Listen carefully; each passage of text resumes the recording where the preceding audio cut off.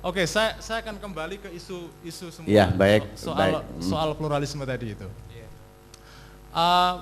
Menurut saya tidak benar, Ustadz, bahwa isu pluralisme ini hanya dikembangkan oleh orang-orang Kristen pada saat mereka minoritas di kalangan umat Islam yang mayoritas. Itu tidak benar.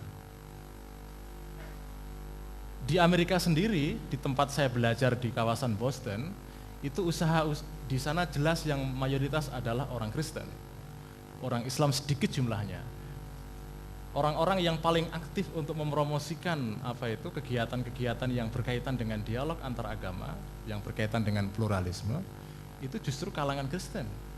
Mereka mengajak kalangan Islam untuk ikut di dalam kegiatan itu, meskipun kalangan Islam kadang-kadang juga agak curiga.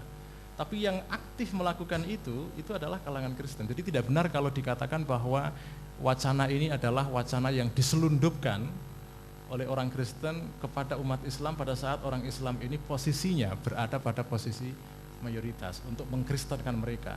Memang tentu aktivis yang mengembangkan kegiatan dialog antar agama ini banyak jenis-jenisnya. Saya tidak menafikan bahwa di antara mereka ada orang yang tidak jujur niatnya. Saya tidak menafikan itu. Mungkin saja ada di antara mereka yang tujuannya adalah untuk seperti dituduhkan oleh sebagian kalangan Islam, yaitu untuk melemahkan iman orang Islam.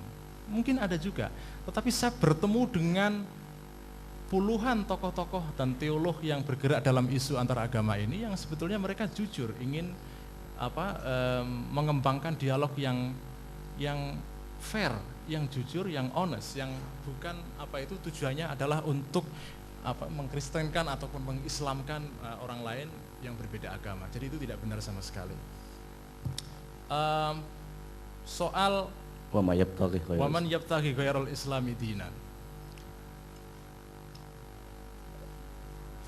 Kalau kita mengutip penafsiran, saya dianggap tadi kok Mas Ulil itu dikira seperti Imam Syafi'i. Yaitu salah Anda sendiri mengira begitu. Itu bukan salah saya. Salah Anda sendiri mengira begitu. Ya, saya sebetulnya tidak, ini yang justru saya aneh. Saya membawa pemikiran yang sebetulnya sudah dikemukakan oleh orang lain sebelum saya. Jadi kalau kita ikuti misalnya penafsiran yang dilakukan oleh sejumlah teolog Muslim yang melakukan refleksi dalam kegiatan dialog antar agama ini, mereka menafsirkan ayat ini antara lain dengan cara menafsirkan definisi Islam itu sendiri. Apakah Islam ini adalah kategori sosiologis atau kategori nilai? Apakah Islam ini nama sebuah agama yang secara sosiologis, yaitu ada masyarakatnya ketika itu dibawa oleh Nabi Muhammad ke masyarakat Makkah dan Madinah ketika itu lalu menjadi sebuah komunitas, atau Islam ini adalah sebuah nilai yang sebetulnya bisa ada pada semua agama? Kalau kita telusuri ayat Quran sendiri sebetulnya banyak penegasan di dalam Al-Quran sendiri yang menyebutkan bahwa inti dari wahyu-wahyu sebelum Nabi Muhammad sebetulnya adalah intinya sama, yaitu iman kepada Allah, kepada hari akhir, yang ya itu dalam Al-Quran disebutkan. Di dalam Al-Quran disebutkan bahwa intinya semua agama itu adalah percaya kepada Allah. Ya enggak, saya berbicara mengenai Quran. Biarkan dahulu. Saya berbicara mengenai Quran. Jadi di dalam Quran, inti dari wahyu-wahyu sebelum Islam itu adalah bahwa tidak ada Tuhan selain Allah. Itu salah satu inti kebenaran yang ditegaskan oleh Quran berkali-kali untuk mendeskripsikan wahyu-wahyu sebelum Islam. Jadi itulah menurut saya salah satu bukti bahwa sebetulnya sebagai nilai Islam itu ada di dalam semua agama. Dalam hal ini agama yang tercakup dalam lingkungan agama-agama Semitik. Sebab mereka mewarisi tradisi Abraham yang sama. Sekali lagi interpretasi mengenai tidak ada Tuhan selain Allah tentang monoteisme itu bisa berbeda antara Kristen, antara Yahudi dengan Islam. Jangankan antara tiga agama yang berbeda. Tadi saya katakan bahkan dalam Islam sendiri pun interpretasi mengenai tauhid itu juga menimbulkan perbedaan yang banyak dan saling antara satu kelompok dengan kelompok yang lain saling mengkafirkan. Jadi itu bukan sesuatu yang aneh menurut saya. Jadi waman yabtaghi ghairal islami ini sebetulnya apa Islam di situ yang kita maksudkan? Kalau menurut tafsiran yang mainstream, yang dominan di dalam kalangan Islam, jelas itu tafsiran yang mengarah kepada Islam sebagai kategori sosiologis. Dan saya nggak menolak itu tafsiran yang secara faktual ada pada masyarakat Islam. Tetapi ini ada tafsiran lain yang bagian dari upaya teolog muslim di dalam kerangka dialog antar agama ini untuk menafsirkan kembali pengertian Islam ini sebagai suatu ajaran yang intinya ada pada semua agama di dalam lingkungan agama-agama Ibrahimiyah ini. Jadi dalam hal ini sebetulnya dalam Islam ada kemungkinan untuk berpendapat bahwa keselamatan tidak hanya melulu melalui satu jalan. Kata Cak Nur, dia selalu jadi karena tadi ayat yang dikutip oleh Ustaz tadi, innalladzina amanu walladzina hadu wan nasara was-sabiina man amana billahi wal yaumil akhir. Jadi mereka yang iman kepada, jadi semua kelompok, bahkan dalam ayat tadi bukan hanya agama-agama Ibrahimiyah, bahkan agama Sabi'in yang berkembang di kawasan Syria dan sekitarnya, yang sebetulnya dipengaruhi oleh banyak budaya Helenisme atau Yunani, itu juga diaku sebagai bagian dari tradisi ini. Dan dikatakan barang siapa mereka yang beriman kepada Allah dan beramal saleh. Jadi fondasinya dua sebetulnya, iman dan amal saleh. Saya tahu tafsiran ini pasti tidak diterima susah diterima karena ini berlawanan dengan doktrin yang standar. Tetapi tidak bisa dihindari, tidak bisa diabaikan bahwa ada fakta bahwa ada orang yang berusaha menafsirkan secara berbeda ini. Tidak apa-apa, perbedaan ini menurut saya tidak apa-apa. Memang ini tafsiran yang tidak sama dengan apa yang diimani oleh atau diikuti oleh kebanyakan kalangan Islam. Terakhir soal kisah-kisah kenabian tadi itu. Sekali lagi, apakah kita bisa apakah mengimani tentang faktualitas cerita-cerita umat-umat terdahulu itu bagian dari fondasi keimanan Islam? Kalau kita baca kitab Al-Ghazali Faisalut Tafriqah Bainal Islam wa Zandaqah misalnya, beliau memerinci tentang kategori Islam dan kafir. Beliau mengatakan bahwa ada 5 level wujud ya. Jadi menurut Imam Ghazali dalam kitab Faisalut Tafriqah itu dia mengatakan bahwa yang disebut dengan orang muslim adalah orang yang percaya kepada semua yang dibawa oleh Nabi Muhammad SAW. Nah, iman kepada semua yang dibawa Nabi itu maksudnya apa?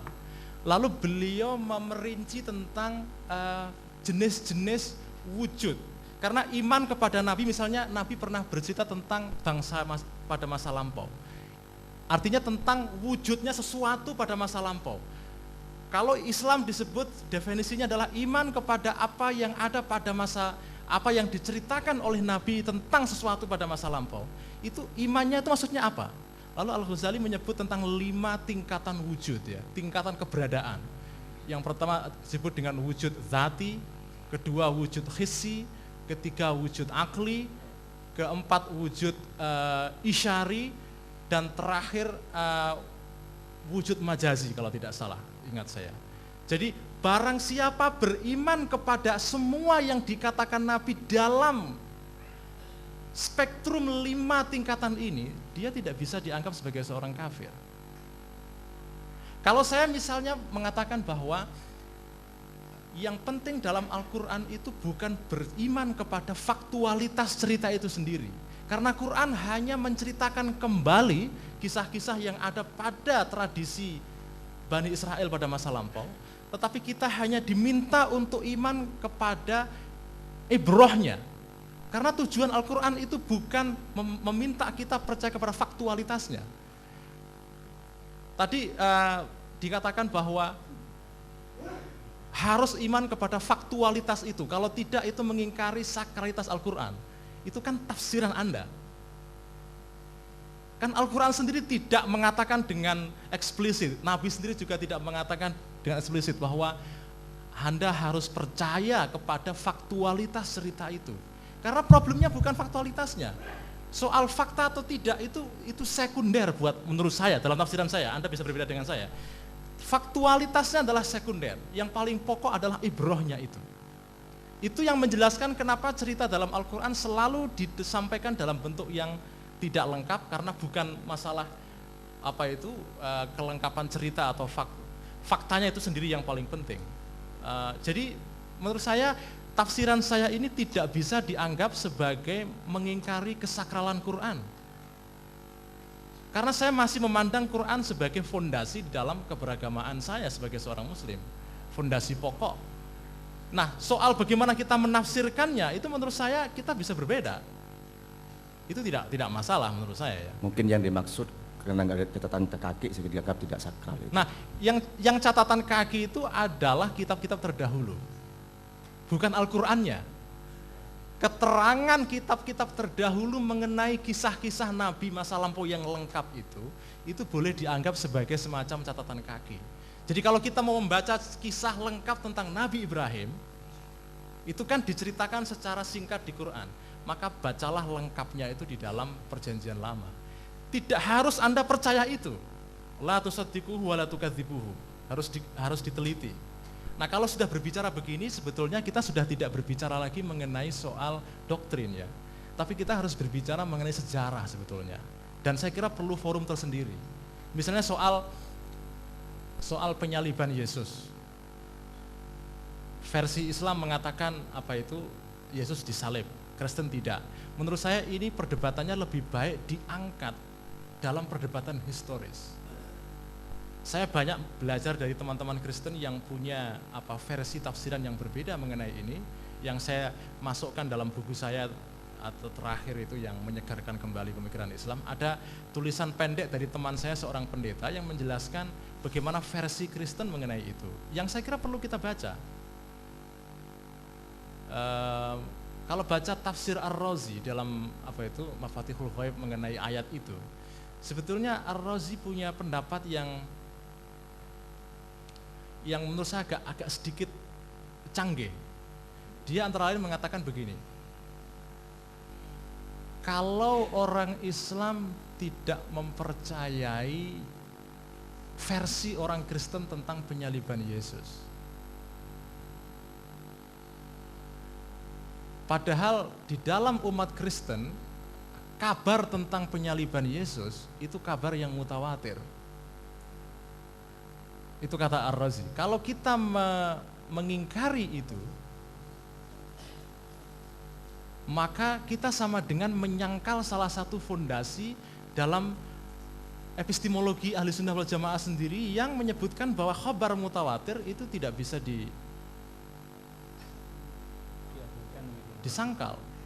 Jadi kalau kita misalnya tidak percaya kepada khobar mutawatirnya enggak. Di dalam Islam yang disebut dengan khobar mutawatir itu tidak terbatas kepada khobarnya orang Islam. Kalau Anda baca definisi mengenai khobar mutawatir, itu khobar secara umum. Khobar mutawatir tidak monopoli milik orang Islam. Khobar mutawatir itu kalau Anda baca usul fikih, salah satu contohnya misalnya ada orang bercerita bahwa ada kota yang disebut dengan Baghdad. Anda nggak pernah datang ke sana, tapi orang berkali-kali cerita bahwa ada kota namanya Baghdad. Yang cerita itu ya Islam ya, semua bercerita sama. Itu namanya khobar mutawatir. Tidak harus khobar mutawatir adalah khobar mutawatir yang hanya berlaku untuk orang Islam, hanya terkait dengan penceritaan hadis. Tapi khobar mutawatir tidak saja tentang hadis.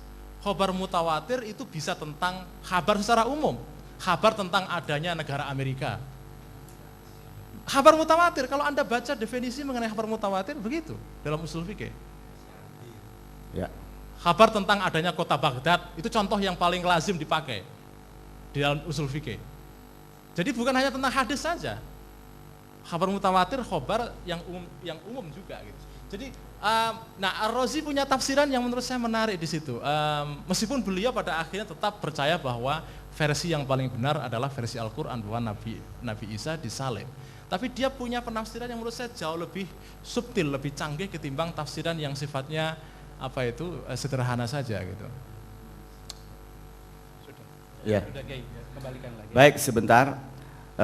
Saya harapkan, saya ulangi lagi bahwa nanti diskusi ini kita harapkan tidak menyangkut masalah pribadi, tapi masalah pemikiran. Ya, tolong saya jaga akhlak kita. Kemudian ini juga nanti kita akan mencapai ittifaq fil ikhtilaf, atau ikhtilaf fil ikhtilaf.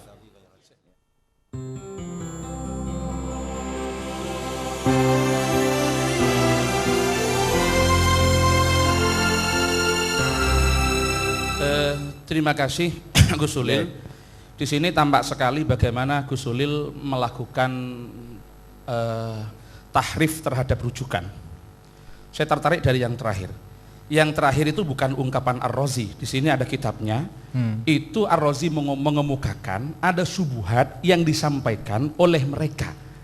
Bahwasanya cerita tentang penyalipan Nabi Isa itu adalah cerita yang faktual, yang mutawatir, yang terjadi di kalangan mereka, yang apabila cerita ini tidak diterima oleh kita, sama dengan kita menolak terhadap keseluruhan cerita yang ada pada agama mereka. Di sini disebut subuhat.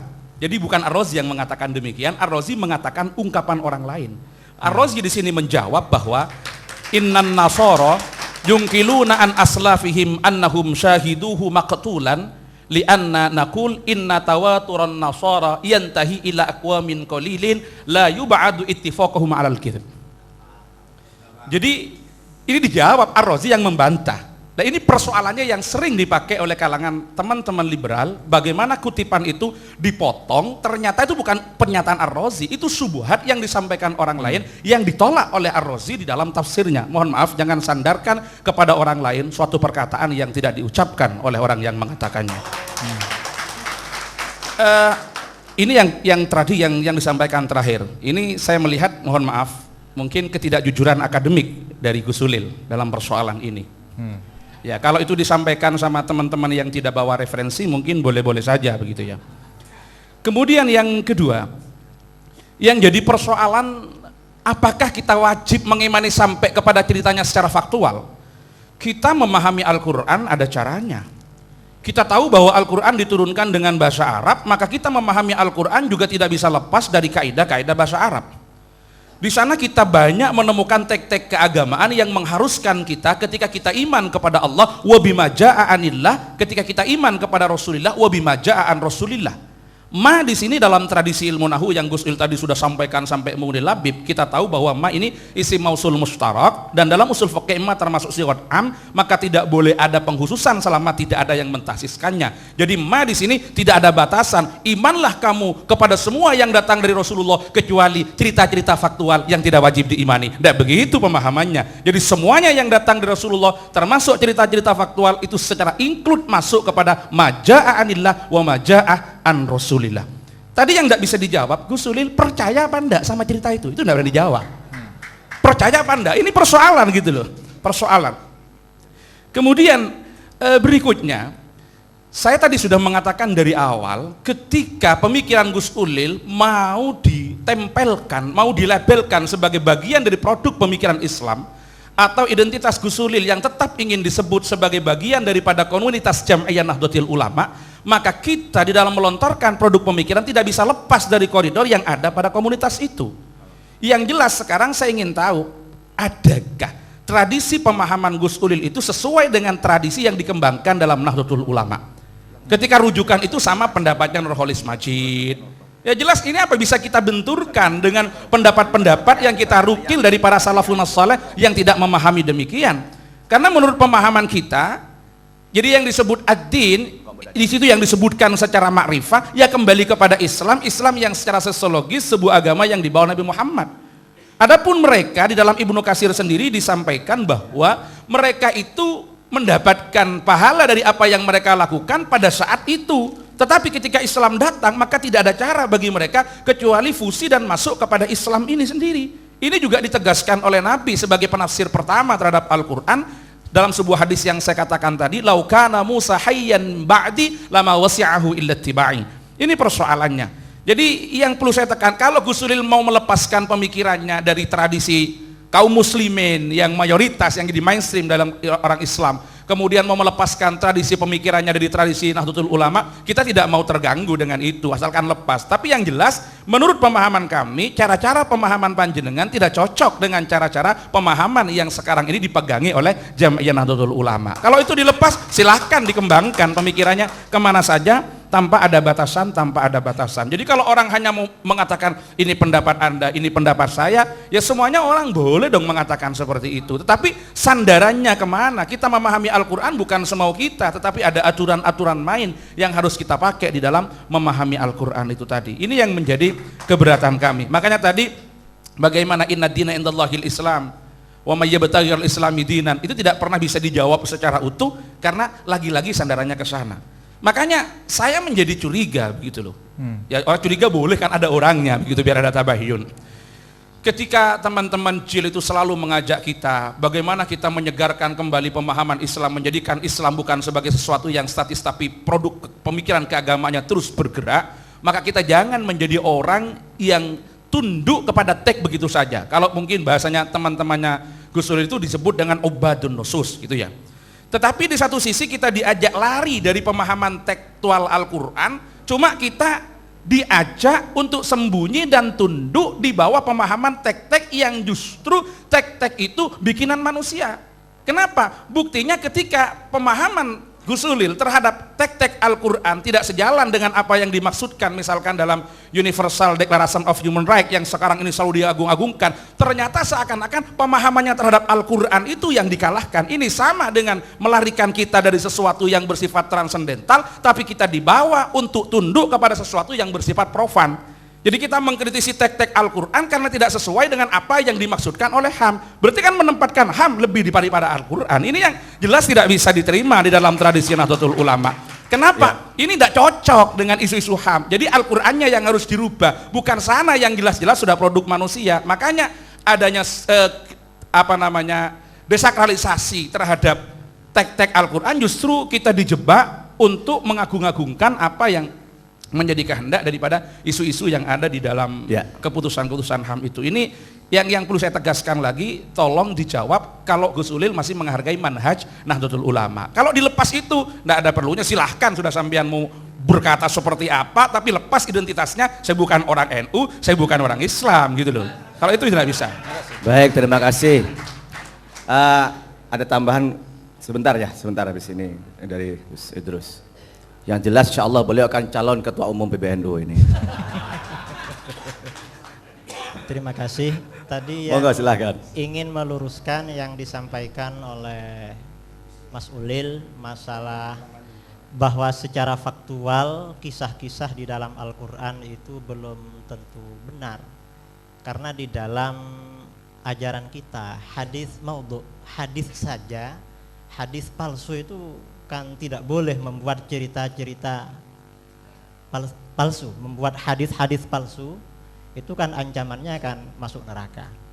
Ini prinsip yang sangat mendasar di dalam Islam. Dan ini apalagi berkaitan dengan kisah-kisah faktual yang ada di dalam Al-Quran, lalu kita masih menanamkan kemungkinan itu sebenarnya tidak benar misalnya. Ini kan sangat bertentangan dengan prinsip pokok yang ada di dalam Al-Quran. Kemudian yang kedua, ingin meluruskan, tadi ada kutipan dari kitab Faisalut Tafriqah Bainal Islam waz Zandaqah karangannya Imam Al-Ghazali untuk menjustifikasi tafsir Mas Ulil terhadap Islam dalam ayat wa may yabtaghi ghairal islami dina. Sama sekali dari 6 poin yang ada di dalam kitab Faisalut Tafriqah itu tidak mengarah terhadap penafsiran Mas Ulil terhadap Islam itu. Ini mungkin sebagai tambahan informasi terhadap Mas Ulil. Imam Al-Ghazali menulis kitab Faisalut Tafriqah ini sebenarnya untuk melawan atau untuk menjinakkan sebagian kelompok pengikut mazhab Imam Asy'ari yang sangat ekstrim, yang sedikit-sedikit mengkafirkan Mu'tazilah, mengkafirkan ini, bahkan di dalam muqaddimahnya itu dikatakan mengkafirkan pengikut Asy'ari sendiri yang mukhalif terhadap Imam Abul Hasan Al-Asy'ari. Akhirnya beliau menulis kitab Faisalut Tafriqah.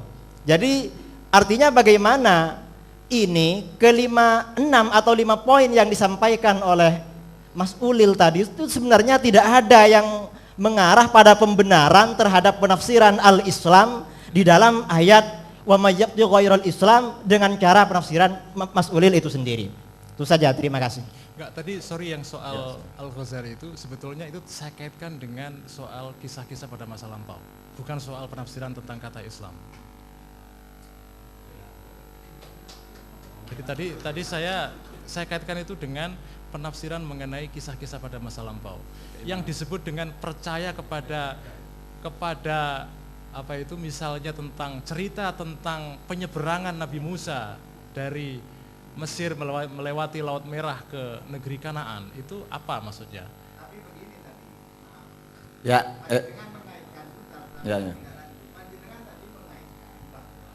kisah-kisah itu bagi kalangan kita ada nilai kesakralan, ada nilai kepercayaan. Sehingga kalau kisah-kisah itu diartikan adalah ibrohnya, bukan faktualnya, berarti otomatis kepercayaan akan Islam itu sendiri itu tidak sebagaimana nas, tetapi masih dimungkinkan ada penafsiran lain, misalnya kebenaran yang tidak pernah berhenti, proses untuk menuju kebenaran yang tidak pernah berikan, begitu bolak-balik. Memang benar bukan soal Islam, tetapi panjenengan tadi sempat mengaitkan bahwa cerita-cerita itu adalah juz'un minal Islam. Begitu tadi panjenengan. Jadi tidak salah apa yang disampaikan. Enggak, saya koreksi. Kalau saya mengatakan itu saya koreksi. Ya rujukan kepada Al-Ghazali saya kaitkan dengan penafsiran atas kisah-kisah masa lampau. Saya koreksi. Begini maksud saya, bagi kita ini, Mbah Uli, cerita yang ada di Al-Quran itu adalah bagian dari apa yang telah disampaikan oleh Rasulullah. Bagian yang disampaikan oleh Rasulullah. Oke, gitu loh maksudnya. Sehingga benar kalau menurut saya bahwa apa yang disampaikan oleh Imam Ghazali itu membuat justifikasi pendapat yang dinikul oleh Pak Mbah Ulil ini, kemudian diluruskan, benar itu, bukan kok tidak perlu dikoreksi. Tadinya memang berkata begitu, hanya saja karena terlalu banyak lupa begitu.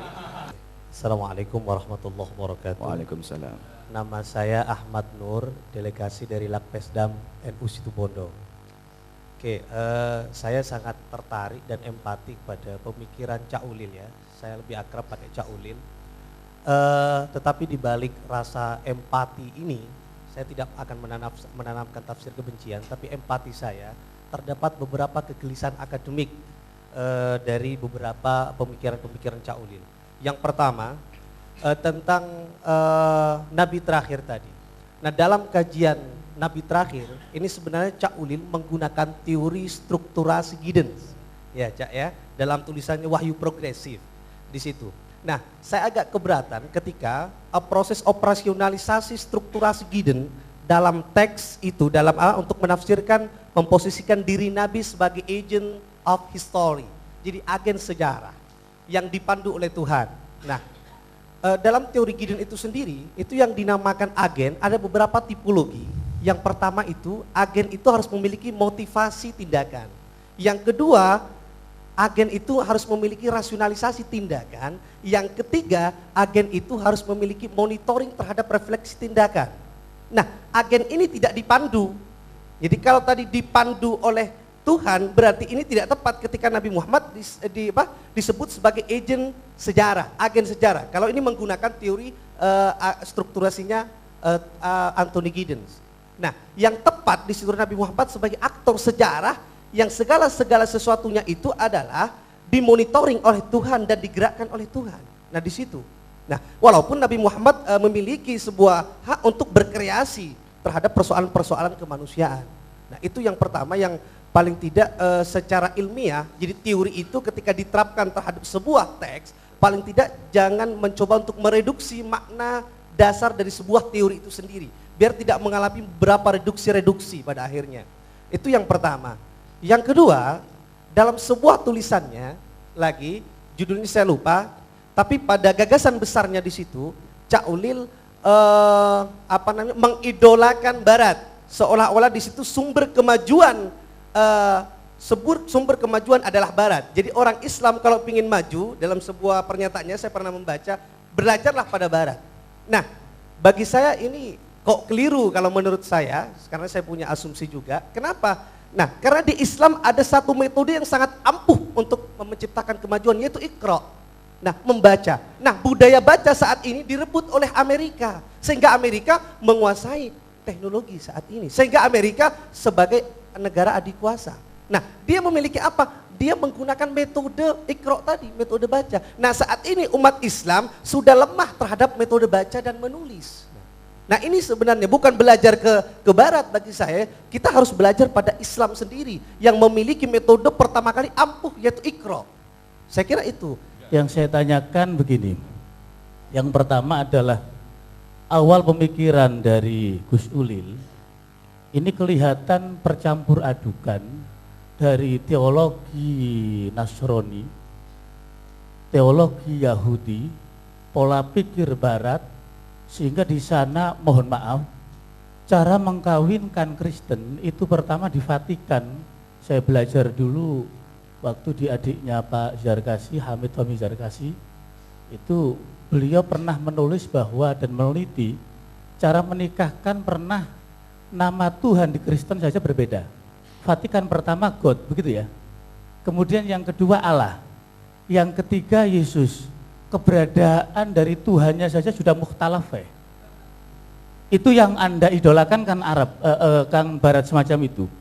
Yang kedua, liberal itu sebetulnya muncul itu kan sebagai madhab sosial politik, bukan madhabud diniyah sebetulnya. Tapi Anda perlebar sekarang menjadi madhab yang kayaknya bisa mentakwil Quran dan tafsir Quran dengan ro'yi. Padahal dalam hadis man fassarul Quran bi ghairi ilmin falyatabawa maq'adahu minan nar. Mungkin neraka menurut Mas Ulil itu enak, mungkin begitu. Kemudian terakhir saya memberikan catatan, kalau ittihadul adyan, semua agama itu sama, saya kritisi apakah Mas Ulil sendiri berani dalam prosesi pemakaman ala Hindu andaikan itu dibakar. Kalau kita mengatakan adyan itu sama, seluruh agama itu sama, andaikan ya nyuwun sewu, Anda mempraktekkan cara penghormatan terakhir kalau dalam Islam dikubur mayat itu. Kalau dalam agama lain andaikan semuanya sama di Hindu, Anda dibakar bagaimana? Nggih. Monggo Gus Mbah Mas Ulil. Tadi soal apa itu, pemikiran saya ini dianggap sebagai sesuatu yang keluar dari tradisi NU. Ya, ini memang statement yang ambigu ya. Bagaimana kita mendefinisikan ke-NU-an ini? Ke-NU-an didefinisikan berdasarkan akidah Ahlussunnah wal Jamaah. Tetapi faktanya secara faktual, gagasan tentang pluralisme ataupun kesamaan agama-agama itu bukan sesuatu yang itu diikuti oleh 1-2 orang gitu loh. Bagaimana Anda menjelaskan ini? Bagaimana Anda menghakimi seseorang itu masih dalam NU atau tidak karena gagasan tentang ini, padahal gagasan tentang ini misalnya sudah pernah dilontarkan oleh Gus Dur sejak lama. Apakah lalu, ya saya nggak mengatakan Gus Dur ini wakil dari NU, tetapi misalnya apakah mengeluarkan orang semacam Gus Dur dengan gagasan-gagasannya yang kadang-kadang juga kontroversial dari luar NU itu apakah masuk akal gitu. Jadi menurut saya di dalam NU sendiri ini juga ada keragaman sebetulnya. Memang basisnya adalah doktrin Ahlussunnah wal Jamaah, tapi di dalam prakteknya sebetulnya banyak sekali perbedaan-perbedaan yang kadang-kadang radikal. Ingat ketika Ki Ahmad Siddiq menerima Pancasila sebagai asas tunggal, beliau banyak dikafirkan oleh beberapa kelompok. Bahkan kiai-kiai juga ada yang keberatan secara fundamental, keberatan dengan pendapat Kiai Ahmad misalnya. apakah Ki Ahmad ini melenceng dari akidah Ahlussunnah wal Jamaah misalnya atau tidak?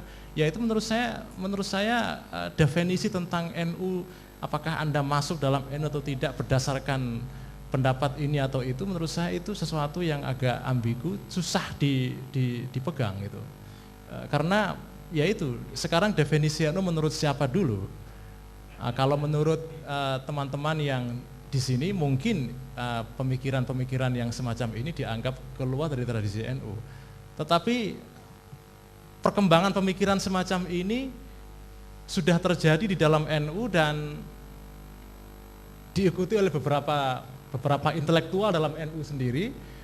Lalu kalau kita melakukan semacam pembersihan misalnya atau puritanisasi dalam tubuh NU terhadap orang-orang yang berpikir semacam ini, menurut saya itu ya tidak wise ya, tidak bijaksana gitu. Jadi menurut saya agak keberatan menghakimi seseorang ini telah keluar dari NU gara-gara pemikiran semacam ini. Karena menurut saya pemikiran semacam ini masih bisa diperdebatkan meskipun tidak ada titik temu. Boleh sedikit, ya. Terus sedikit aja biar Ya. nyambung. Yang saya katakan tadi bukan menghakimi Anda keluar dari pemikiran Anda tidak sesuai dengan pemikiran yang berkembang dalam tradisi Nahdlatul Ulama. Ya. Kemudian kalau ditanya itu NU versi mana? Ya versi ketetapan-ketetapan yang ada pada NU, di antaranya yang didasarkan kepada hasil-hasil musyawarah nasional dan didasarkan pada keputusan-keputusan muktamar. Di situ sudah ada hierarkinya, bagaimana proses pengambilan keputusan, bagaimana proses pengambilan hukum, dan bagaimana proses pemahaman keagamaan. Jadi kalau Anda mengatakan apakah seumpama kalau itu Gus Dur, kalau memang seumpama itu terjadi pada siapapun, maka kita mengatakan tradisi pemikiran itu adalah tradisi yang tidak cocok dengan tradisi yang dikembangkan dalam Nahdlatul Ulama. Versi siapa? Versi kesepakatan. Jadi di sini ada, dan yang saya katakan tadi, cara-cara berpikir seperti itu tidak cocok dengan cara-cara berpikir yang dipakai di dalam tradisi Nahdlatul Ulama. Bukan untuk mengeluarkan orang, tapi pemikirannya bukan pemikiran yang ada di dalam Nahdlatul Ulama. Makasih. Ya, soal cara tadi itu, cara yang dipakai sebagai standar untuk menghakimi seseorang apakah pemikirannya masih masuk dalam NU atau tidak. Cara yang sama bisa menelurkan gagasan yang berbeda gitu. Contoh tadi misalnya soal penafsiran terhadap kisah-kisah pada masa lampau.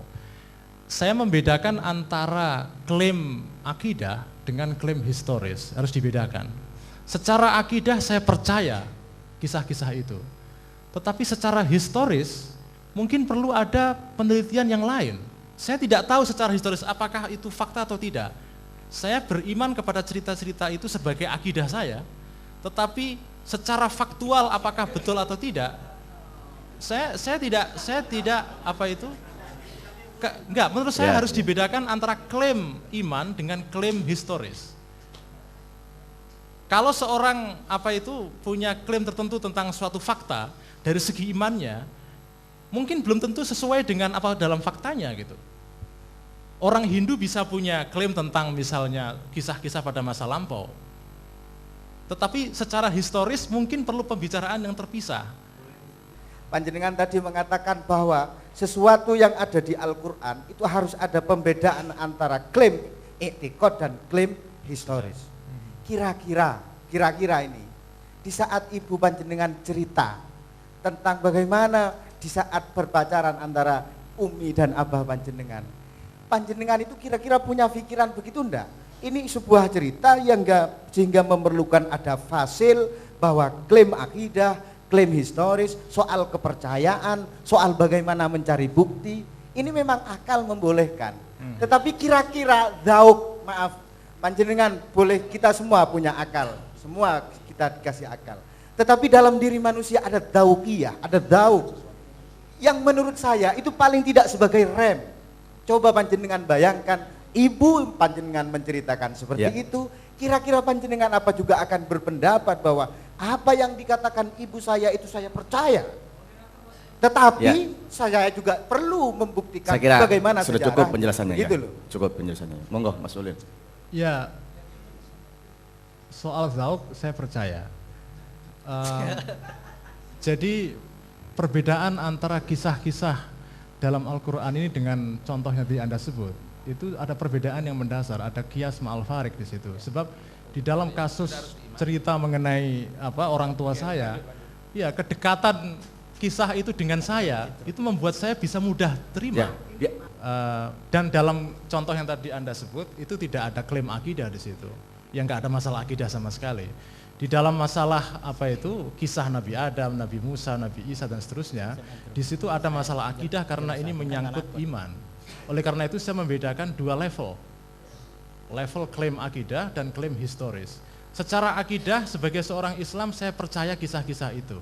Tetapi secara historis, apakah faktual atau betul, Al-Quran sendiri tidak menekankan aspek faktualitas itu. Jadi itu tafsiran Anda sendiri bahwa kalau Anda percaya kepada Al-Quran, kepada kisah-kisah pada masa lampau, maka harus percaya kepada faktualitas historisnya. Itu sudah tafsiran, bukan sesuatu yang secara eksplisit dikatakan dalam Al-Quran sendiri.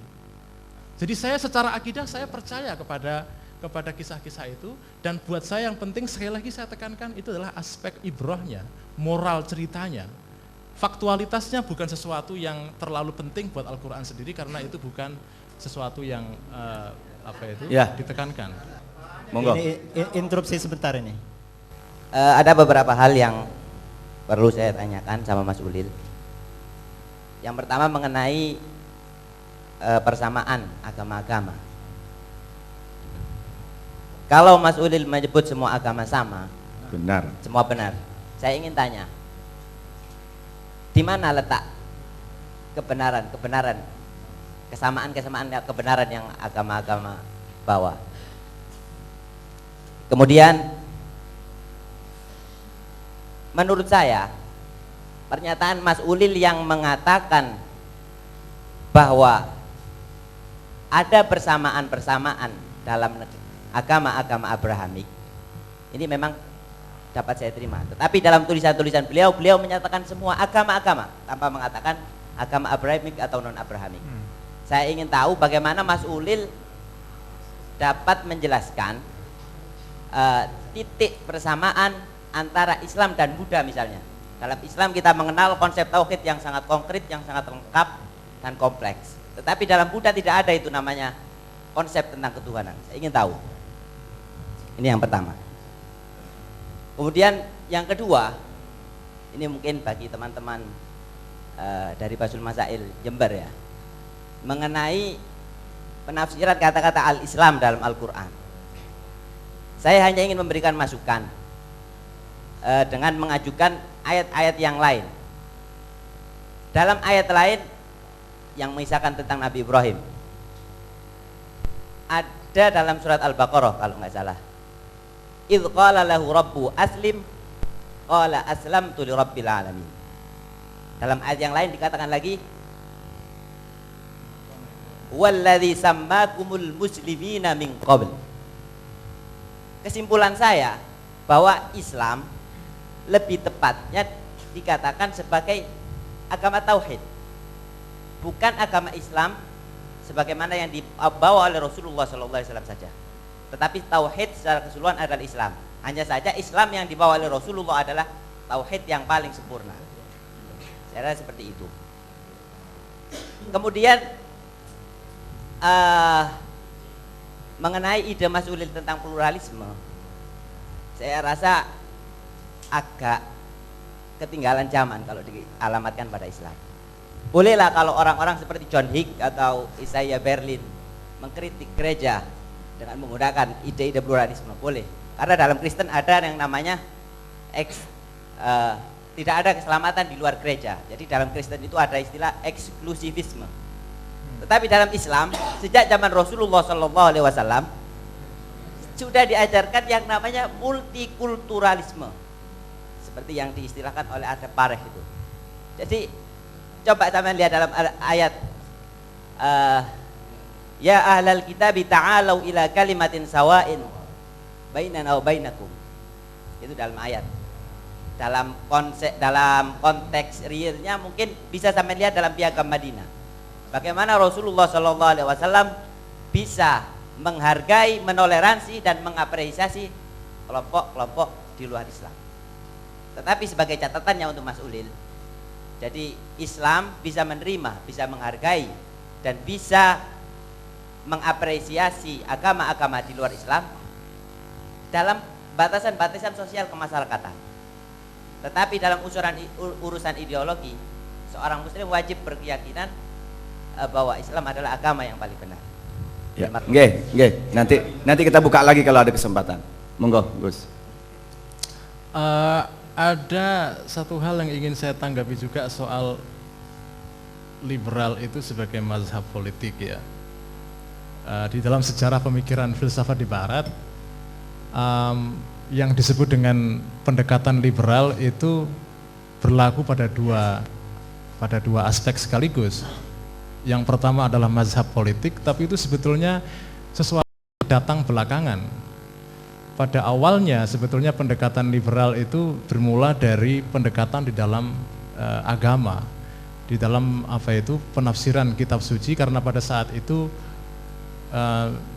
ada monopoli penafsiran yang ada pada gereja Vatikan, dan kemudian muncul protes dari berbagai kelompok di luar Vatikan yang tidak puas dengan gereja Vatikan, lalu mereka membawa penafsiran yang berbeda. Mereka membawa suatu pendekatan baru di dalam memahami kitab suci, dan itulah yang disebut dengan pendekatan teologi liberal. Jadi sebetulnya tidak benar bahwa yang disebut dengan pendekatan liberal itu pertama-tama datang sebagai mazhab politik, tidak ada kaitannya dengan mazhab di dalam pendekatan keagamaan. Baik, Gus Ulil, mungkin sebentar dahulu tadi mungkin masalah agen atau aktor, juga masalah tafsir terhadap Islam itu sendiri mungkin perlu diperjelas lagi, dan juga tentang liberal gitu. Monggo. Mungkin soal Anthony Giddens tadi ini sesuatu yang agak terlalu abstrak ya, teori strukturasi segala macam. Saya kira saya tidak mengkaitkan teori strukturasi dalam Anthony Giddens dengan masalah kedudukan Nabi Muhammad sebagai nabi terakhir.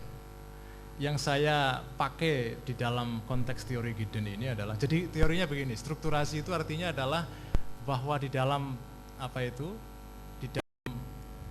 di dalam perubahan sosial itu selalu ada yang disebut dengan agen, seorang aktor yang mempunyai ide untuk mengubah kenyataan, tetapi seorang aktor tidak bisa mengubah kenyataan sesuai dengan kehendaknya karena dia dibatasi oleh fakta-fakta. Oleh karena itu strukturasi itu artinya adalah bahwa perubahan sosial itu sebetulnya terjadi karena ada dialektika, ada alaqah jadaliyah, ada hubungan dialektis antara seorang aktor yang punya ide dengan perkembangan sosial yang itu tidak seluruhnya kondusif atau bersahabat dengan keinginan seorang aktor itu. Nah, teori ini kemudian saya terapkan dalam konsep nabi. Jadi menurut saya nabi adalah seorang aktor, betul dia dipandu oleh Tuhan, tapi pada dasarnya adalah seorang aktor sosial, seorang yang ingin mengubah sejarah. Tetapi pada saat nabi itu mengubah sejarah, sebetulnya ada struktur sosial yang membatasi kehendak nabi untuk mengubah sejarah itu. Jadi ada hubungan dialektis antara nabi sebagai aktor dan struktur sosial yang tidak seluruhnya memungkinkan semua ide-ide nabi itu bisa dilaksanakan secara sempurna. Oleh karena itu misalnya setelah begitu kuatnya struktur kesukuan dalam masyarakat Arab, itu struktur itu tidak bisa secara spontan diubah oleh nabi. Oleh karena itu tribalisme atau asobiyah setelah nabi wafat muncul kembali, dan daulah Islamiyah yang pertama setelah Khulafaur Rasyidin itu muncul, dibangun berdasarkan asobiyah qabaliyah, berdasarkan fanatisme kesukuan. Jadi di sini menunjukkan bahwa ajaran Islam tentang kesamaan, egalitarianisme yang ingin menghapus asobiyah qabaliyah itu memang tidak bisa menghapuskan seluruh struktur itu. Jadi Nabi ingin mengubah, sebagian bisa diubah, sekurang-kurangnya pada masa generasi sahabat 4 setelah Nabi itu lumayan bisa berhasil, meskipun pada masa Utsman periode kedua itu muncul kembali Asabiyah Qabaliyah itu. Dan makin ekstrim lagi setelah Daulah Amawiyah muncul, diteruskan dengan Daulah Abbasiyah. Jadi sebetulnya, nah di sini saya ingin mengatakan bahwa misi Nabi untuk mengubah situasi sosial itu kadang-kadang tidak seluruhnya terlaksana karena struktur sosialnya kadang-kadang terlalu keras untuk diubah. Itu yang saya maksudkan dengan teori strukturasi Gideon dalam kaitan dengan keaktoran Nabi sebagai seorang pelaku tindakan sosial. Taksis dengan akal, ya itu mukhtalaf fihi, tetapi sebagai suatu metode itu ada dikembangkan dalam, kalau Syafi'iyah tidak mengakui itu, tapi mazhab lain di dalam lingkungan mazhab Sunni itu. Ya terima kasih Yai, nanti diikuti nanti aja. Saya tidak bisa mengatakan itu sedikit di dalam beberapa hal yang sifatnya terang benderang, misalnya seperti ayat dalam Al-Quran yang terkenal, kullu syai'in halikun illa wajhah. Yang lain, Allahu khaliqu kulli syai'. Nah, bagaimana kita memahami ayat itu? Salah satu contoh taksis bil akal yang sering dipakai di dalam konteks usul fikih. Allah menciptakan segala sesuatu. Apakah sesuatu termasuk dirinya sendiri atau tidak? Nah, secara akal kita tahu bahwa khaliqu kulli syai' itu mengeluarkan Allah dari cakupan kulli syai' itu. Jadi dengan akal kita sendiri sebetulnya kita tahu bahwa ada sesuatu yang ditahsis dari keumuman ayat itu. Nah ini contoh yang sifatnya badihi ya, secara aksiomatik kita sudah bisa memahami itu. Tetapi saya menganggap bahwa tahsis bil aql di dalam kasus cerita-cerita pada masa lampau itu bisa terjadi. Sekali lagi, Al-Quran tidak menekankan di dalam Al-Quran sendiri secara eksplisit tidak ada masalah faktualitas itu diangkat sebagai isu. Jadi kalau kita membuat pembedaan, ini tafsir juga. Jadi Bapak punya tafsir, saya punya tafsir. Di dalam tafsiran saya ada pembedaan antara klaim teologis dengan klaim faktualitas. Secara faktual kita tidak tahu sebetulnya apa yang terjadi sesungguhnya pada masa Bani Israel dulu. Apakah sejatinya peristiwa Nabi Musa itu menyeberangi Laut Merah? Itu seperti apa? Kita tidak tahu. Kita hanya diceritakan dalam kitab suci dan itu pun tidak cukup lengkap dalam Al-Quran ya. Lengkapnya di dalam kitab Perjanjian Lama. Jadi Al-Quran sendiri sebetulnya tidak terlalu peduli dengan detail-detail apakah ini fakta atau tidak, ini bagaimana plot ceritanya, itu tidak terlalu diperlukan. Yang penting adalah bagaimana kita belajar dari kisah-kisah pada masa lampau. Monggo silahkan Gus Aab. Terima kasih. Saya hanya memberikan catatan akhir kepada Mas Ulil dan ini sebuah kesimpulan sementara, boleh dianggap klaim atau tidak, bahwa dari diskusi panjang yang kita dengarkan, dari beberapa argumentasi yang disampaikan beliau, nampaknya memang lontaran-lontaran pikiran yang disampaikan Mas Ulil, mungkin juga dan kawan-kawan, itu tidak didasarkan kepada dasar-dasar metodologi yang absah dan ilmiah sebagaimana dikembangkan dalam tradisi Nahdlatul Ulama. Ini bukan persoalan penghakiman, tetapi itu sudah ada koridornya sebagaimana diputuskan di dalam muktamar dan diputuskan dalam munas. Urusan kebebasan berpikir saya kira tidak bisa dipertemukan karena masing-masing punya cara, punya kecenderungan untuk mereverse kemana saja, terlepas dari beliau. Tetapi kita sebagai warga NU punya aturan main yang harus kita ikuti kalau kita masih mau masuk dalam lingkungan itu pada konteks pemikiran. Ini kesimpulan kami. Kemudian untuk menanggapi dari apa yang disampaikan oleh teman-teman, misalkan tadi yang disampaikan oleh Gus putranya Yai Ali tadi, pemahaman kita bukan ke situ, Iman. Kita yakin bahwa tidak ada agama yang diakui oleh Allah selain Islam. Jadi Islam itu secara normatif bukan agama yang hanya diturunkan kepada Nabi Muhammad untuk disampaikan kepada umatnya, tetapi agama yang pernah diturunkan oleh Allah kepada nabi-nabi sebelumnya. Karena memang tadi juga didukung oleh data-data dalil ya yang menyatakan bahwa semua agama itu namanya Islam. Maka Ibrahimu Yahudiyya wala Nasraniyya walakin kana hanifan musliman wa ma kana minal musyrikin. Yusuf juga mengatakan tawaffani musliman wa alhiqni bis salihin. Itu Islam secara normatif. Tapi Islam secara sosiologis yang kita yakini adalah agama yang diturunkan oleh Allah melalui Nabi Muhammad yang bisa membawa kita ila ma fihi salahu ma'ashihim wa ma'adihim. Itu secara sosiologis itu jelas sudah bukan problem lagi dan bukan persoalan yang kita diskusikan dalam konteks ini.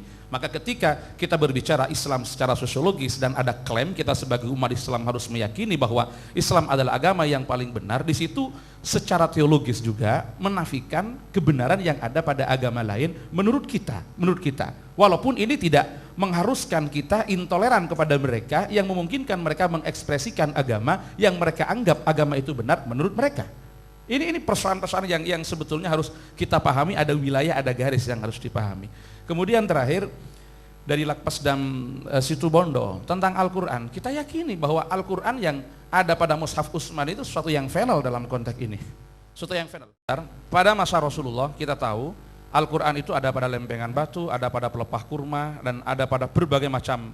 Nah, di situ karena begini, ketika ada wahyu turun, Rasulullah memanggil sahabat dan bersabda, "Dha hadhil ayat fi ayatin kada min suratin kada." Lah, mushaf itu baru paripurna dikumpulkan itu pada masa Sayyidina Abu Bakar yang pemicunya adalah Ma'rakah Yamamah yang mewafatkan 70 orang para penghafal Al-Quran. Lah di situ memang secara sejarah ini bisa kita teliti, ada naqdi naqd pada tarikhinya, pada ilminya, bukan pada aspek teologisnya yang memang tidak bisa kita jangkau di situ. Lah pada masa itu ketika diusulkan oleh Umar bin Khattab untuk dibukukan, awalnya Abu Bakar menolak karena tidak pernah dengan Rasulullah, tapi karena situasi yang menghendaki demikian akhirnya diterima. Terus kemudian berproses. Pada masa Umar tidak ada perubahan, pada masa Utsman bin Affan di situ ada pemicu lain ketika Hudzaifah ibnul Yaman datang mendakwahkan Islam ke berbagai penjuru, ternyata ada klaim-klaim kebenaran, ada klaim-klaim ketepatan bacaan yang terjadi yang akan menimbulkan perpecahan. Akhirnya Hudzaifah usul kepada Utsman bin Affan bagaimana Al-Quran ini disatukan saja dari dialektika yang memungkinkan orang mewarisi dari imam yang berbeda, akhirnya terjadi seperti itu. Ini kan konteks kebutuhan keadaan yang bawa masalah. Akhirnya dibentuklah tim yang timnya tidak berubah dari tim yang dibentuk pada masa Abu Bakar itu yang sekarang terjadi pada Mushaf Utsmani. Ini bagian daripada sejarah, yang sejarah itu sesuatu yang memang sudah diciptakan oleh Allah Subhanahu wa taala dalam konteks ini. Karena secara teologis ada jaminan dan itu pasti terjadi sebagai bagian dari proses penjagaan Al-Qur'an oleh Allah ketika kita meyakini inna nahnu nazzalna dzikra wa inna lahu lahafizun. Jadi apa yang terjadi pada masa Abu Bakar, apa yang terjadi pada masa Utsman bin Affan itu bagian daripada skenario Allah untuk menepati janjinya pada inna nahnu nazzalna dzikra wa inna lahu lahafizun. Ya, disinilah baik, yang baik. Ya. Monggo ini saya kasih waktu untuk Mas. Assalamualaikum warahmatullahi wabarakatuh. Salam. Nama saya Maman Imanlak dari LDNU Jawa Barat. Saya santrinya Gus Ali. Saya hanya ingin sedikit aja Kiai. Satu, bahwa ini adalah bentuk kegelisahan kita. Kegelisahan sebagai orang NU, baik Ulil atau Gus Ab dan sebagainya dan kita semua. Kenapa? Karena saya jujur ketika keliling di daerah-daerah, NU hari ini pada titik nadir yang mengkhawatirkan tidak punya posisi bergaining apapun. Maka pembukaan moderator tadi Pak Kiai itu bagus sekali. Tradisi seperti ini yang hilang di NU dan saya tahu hanya di Jawa Timur ini dan saya rasa kita harus menyambut baik ini. Yang kedua, kegelisahan Ulil ini adalah, Mas Ulil ini adalah respon, pertama respon dinamika global. Saya tadi ngobrol dengan Kiai di belakang itu, kadang-kadang kita nggak nyambung dengan Mas Ulil. Ada persoalan yang tadi menurut saya terlalu banyak dibahas soal faktual dan tidak faktual itu. Tetapi itu bentuk sebuah komunikasi yang nggak nyambung dalam istilah. Tetapi di sini ada greget yang menarik. Isu-isu global inilah yang kadang-kadang kita lepaskan sehingga isu feminisme, demokrasi, pluralisme dan sebagainya itu diambil oleh non-NU. Dan pertanyaannya kenapa Ulil yang diterima di misalnya di Jawa Pos dan sebagainya, ini pertanyaan kenapa nggak kita orang pesantren? Ada apa sebenarnya kok suara kita nggak didengar, kok tulisan kita nggak dimuat? Kenapa harus Mas Uli dan teman-teman Jakarta, Jakartanisasi. Itu yang kedua, saya ngomong-ngomong ini ada persoalan non NU. Jadi ketika Mas Ulil tulisan artikel dia di Kompas, lalu saya kebetulan tahu persis bagaimana Dr. Atian itu tiba-tiba membuat fatwa halal darahnya Mas Ulil. Saya tahu persis bagaimana Atian itu tidak punya posisi baik di MUI dan sebagainya. Dan dia melihat saya itu tidak punya posisi karena NU. Orang-orang NU lah yang merebut posisi di MUI, di pemerintahan dan sebagainya. Ada hal di mana kita hari ini kita dijebak seperti itu. Nah, non NU inilah sebenarnya yang hari ini menjadi musuh bersama. Saya ingin mengatakan apa yang dikatakan Mas Gus Ab tadi. Saya ingin ngomong juga ke Mas Ulil. Mas Ulil memang karena dia udah mengklaim NU dan sebagainya, kita memang harus terus hakimi dia habis-habisan. Sampai apakah betul paradigma berpikirnya, untuk berpikirnya itu sesuai dengan manhaj Nahdlatul Ulama atau enggak. Mas Ulil harus di NU-kan oleh kita.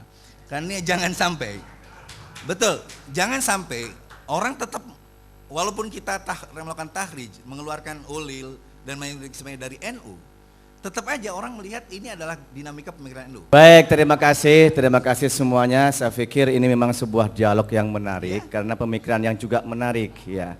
Nah, Mas Gus Mbah Ulil Absar Abdallah ini akarnya adalah NU, keturunan juga minan Nahdliyin, tetapi kemudian terjadi pemikiran yang berkembang. Ini sebuah pemikiran yang inhiraf atau tanmiyah.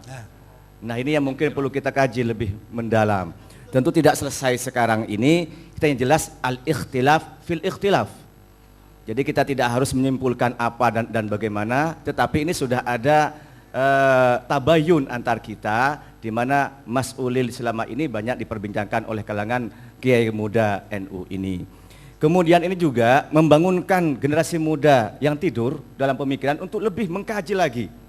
Sehingga dengan adanya gugahan dari Mas Ulil ini akan berpikir, akan mengkaji, mendalami, sehingga tidak hanya menggunakan tafsir Jalalain, tapi juga menggunakan tafsir jalan lain. Nah, ini yang mungkin perlu kita gugah sehingga nanti akan mempunyai kebiasaan dialog pada generasi terdahulu dan akan menyimpulkan sebuah kesimpulan yang baik untuk menumbuhkan fikrah Nahdiyah ala manhaji thariqati ahli sunnah wal jamaah. Sekira sekian dari saya, mohon maaf. Selanjutnya dikembalikan kepada moderator. Wassalamualaikum warahmatullahi wabarakatuh. Terima kasih, demikian acara tabayun dan dialog terbuka. Mohon maaf sebelum acara berakhir, sebelum doa, mohon hadirin tenang dulu karena ini ada utusan dari PBNU, ya pemikir muda kita juga, Mas Baso, Ahmad Baso akan merespon dan juga akan memberikan komentar terhadap hasil diskusi tadi. Ini dawuh dari Gus Ali. Sebenarnya yang diharap oleh teman-teman adalah Kiai Haji Ali Masyuri sendiri, tapi beliau tidak berkenan dan menyerahkan kepada Mas Baso. Kepada beliau dipersilakan.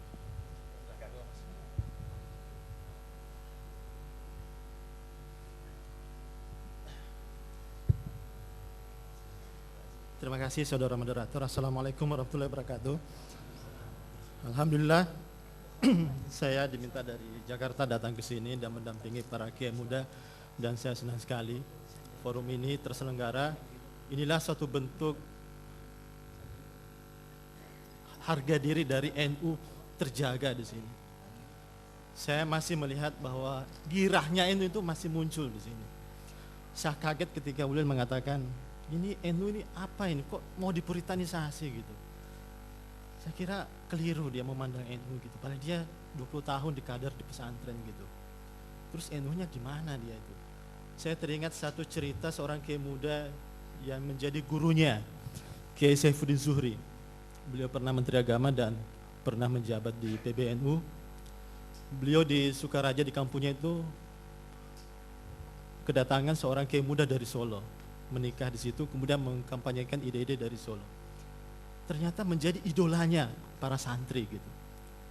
Kenapa? Pertama, beliau orangnya alim. Yang kedua, pandangannya modern. Yang ketiga, berakhlakul karimah. Keempat, tutur katanya halus dan baik.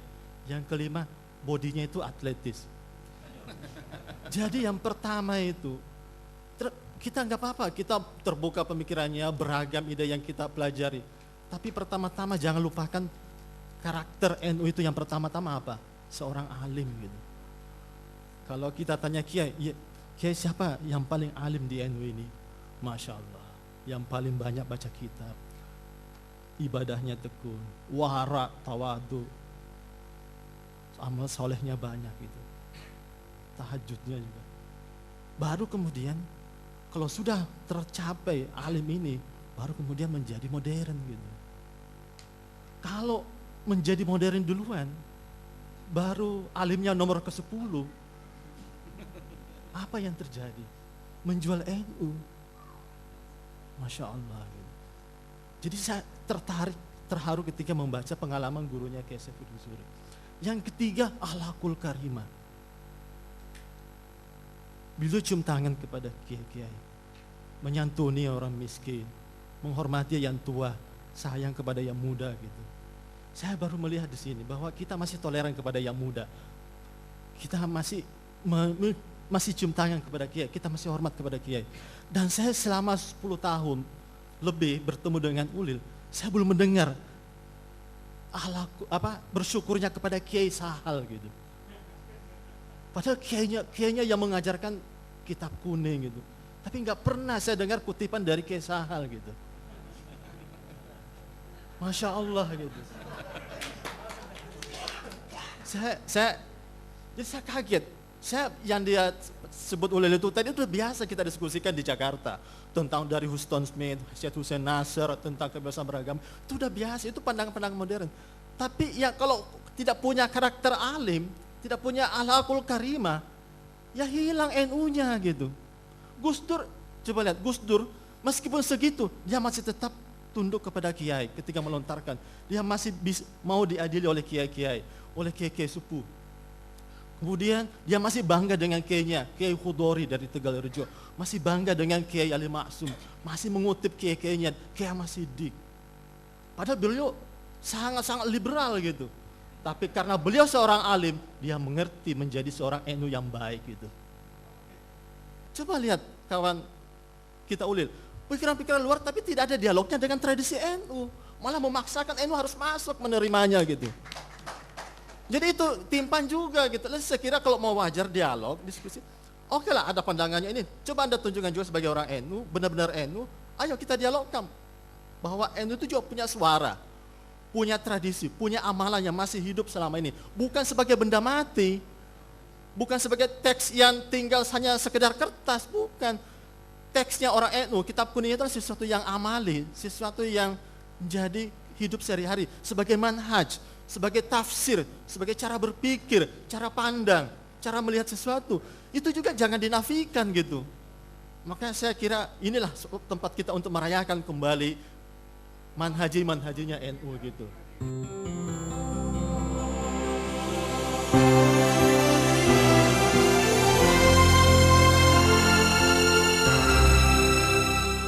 Bismillahirrahmanirrahim. Alhamdulillah rabbil alamin. Hamdan yuwafi ni'ama wa yukamma zidah. Ya Rabbana lakal hamdu kama yanbaghi li jalali wajhika wa 'azimi sultanik. Amin. Allahumma salli wa sallim wa barik ala sayyidina Muhammadin nurid dat wa sirris sa'ilil asma'i was sifat. Allahumma salli ala sayyidina Muhammadin al-fatih lima ughliqa wal khatimi lima sabaq. Nasilil haqqi bil haqq wal hadi ila siratikal mustaqim. Wa ada haqqa qadrihi wa miqdaril azim. Allahumma sallimna min fitnati hadiz zaman. Allahumma sallimna min fitnati hadiz zaman. Allahumma sallimna min fitnati hadiz zaman. Allahumma dina siratal mustaqim, siratal anbiya'i wal mursalin. Allahumma dina siratal mustaqim, siratal ulama'i was salihin. Allahumma yassir lana umurana ma'arrahati liqulubina wa abdanina was salama wal afiyah fi dinina wa dunyana. Allahumma inna nas'aluka al-afwa wal afiyah fid dunya wal akhirah. Allahumma inna nas'aluka bi anna ashhadu annaka antallahu la ilaha illa antal ahadus samad. alladzi lam yalid wa lam yulad wa lam yakul lahu kufuwan ahad. Allahumma la ilaha illallah wa antal mannan badi'us samawati wal ardi dal jalali wal ikram. Ya Allah ya Rahman ya Rahim ya Fattah ya Alim ya Razak ya Karim ya Sami ya Basir ya Adim sultan ya Qadim al ihsan ya Daiman na'ma ya Basit rizki ya Kathir al khairat ya Wasi al ata ya Dafi al bala wa ya Sami ad du'a ya hadiran laysa biwaib ya mawjudan inda syada'id ya khafiyal lutfi ya latifas sun'i ya hadiman la yajad. Wa sallallahu ala sayyidina Muhammad wa alihi wa sallam. Alhamdulillahi rabbil alamin bisirril asraril Fatihah.